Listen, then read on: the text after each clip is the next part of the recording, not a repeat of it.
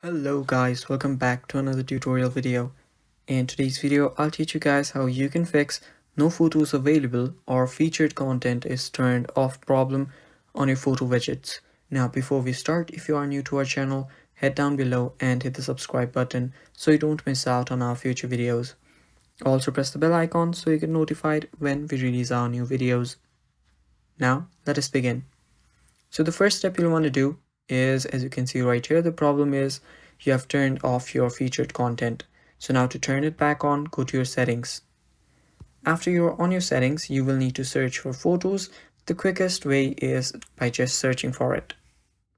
Now you'll need to go to this photos right here, and after you're there, just scroll down and make sure that you've turned on shared albums, you've turned on your hidden albums, you've turned on your featured contents. It's right here under memories and featured photos.